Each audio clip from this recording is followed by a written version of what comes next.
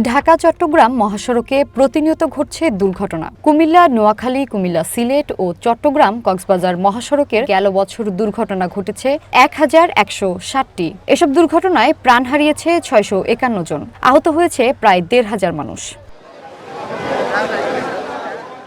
২০২৪ সালে এই একই সড়কে ৬৩০টি দুর্ঘটনায় ৫২২ জন নিহত হয়েছে, আহত হয়েছে ৭৮৪ জন।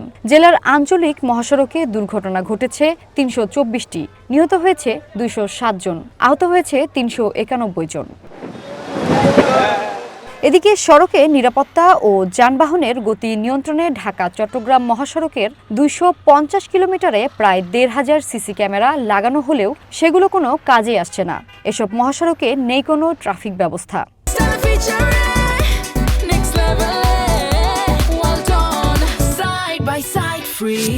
রং সাইডে দিয়ে অনেক গাড়িগুলো আসে, আইলে এটির কারণে বেশি অ্যাক্সিডেন্ট হয়। আর আমরা গাড়িগুলোতে যাইলে ছোট গাড়ি ঢুকে দেয়, এই কারণে দুর্ঘটনা ঘটে। ইউটার্ন ঘুরতে গিয়ে দিশা এবং সরিয়া বাস অ্যাক্সিডেন্ট হয়। ইউটার্নটা আরো বড় করতে হবে, বড় করলে ইউটার্নটা মুখ নিতে পারবো বলা করে। অদক্ষ ড্রাইভারের জন্য আর বিশেষ করে সিএনজি এবং অটো এদের জন্য সাইড দিতে গেলে ভালো দক্ষ ড্রাইভার অ্যাক্সিডেন্টের সম্মুখীন হয়। ড্রাইভার সাহেবেরা গতি রাখে ৮০-৭০, এই বিধায় মনে করেন ইউটার্নে আইসা গাড়িটা কন্ট্রোল করতে পারে না, বাস গাড়ি একটা ঢুকাই দেয় আর ওটা স্পিডে আইসা লাগাই দেয়। ইউটার্নের ভিতরে তো এদিকে সিগন্যালের কোনো সিস্টেম নেই, যেভাবে মন চায় চালাইতেছে, এদিকে নিয়ম কারণ তো কেউ মানতেছে না। কুমিল্লা অঞ্চলের হাইওয়ে পুলিশের পরিসংখ্যানে দেখা গেছে এসব মহাসড়কে প্রতিদিন গড়ে ৩টি দুর্ঘটনা ঘটছে। দুর্ঘটনা রোধে সবচেয়ে বড় যে করণীয়টা সেটা হলো আমাদের অ্যাওয়ারনেস ব্যতীত আসলে এই দুর্ঘটনা রোধ করা কষ্টসাধ্য। আমরা চেষ্টা করে যাচ্ছি সড়ক পরিবহন আইনে আমাদের যেই কাজগুলো আমরা করে থাকি, আমরা নিয়মিত প্রসিকিউশন দিয়ে থেকে আপনি যদি আমাদের পরিসংখ্যান দেখেন প্রতিনিয়ত আমাদের প্রসিকিউশন সংখ্যা বেড়ে যাচ্ছে। আমরা প্রসিকিউশন বাড়াচ্ছি, বাট আমাদের সেই অ্যাওয়ারনেসটা সেভাবে ডেভেলপ হচ্ছে না। তো এই অ্যাওয়ারনেস আমি আপনাদের মাধ্যমে সকলকে আহ্বান জানাবো, আমরা যেন আমাদের নিজেদের স্বার্থে, আমাদের জীবন জীবিকা সবার আগে জীবন রক্ষার্থে আমরা যেন ট্রাফিক নিয়ম শৃঙ্খলাটা মেনে চলি।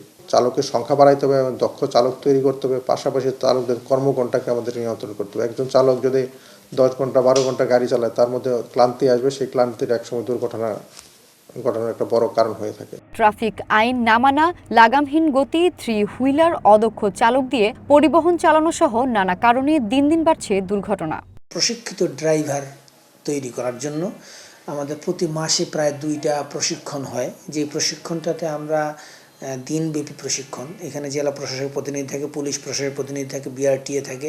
আমরা তাদেরকে মোটিভেশন করার জন্য, তাদের যে কর্মপরিধি সেইটাকে সুন্দর করার জন্য, যেন দুর্ঘটনা একটিও না ঘটে, এই বিষয়ে তাদেরকে আমরা চেষ্টা করছি অনেকভাবে, যে তারা যেন নিজে নিয়ন্ত্রণভাবে গাড়ি চালায়, তারা যেন ওভারটেকিং যত্রতত্র না করে, তারা যেন ওভারলোডিং বেশি না নেয়। বিআরটিএর অভিযান চললেও বন্ধ করা যাচ্ছে না 3 হুইলার বা 3 চাকার অবৈধ এসব যান।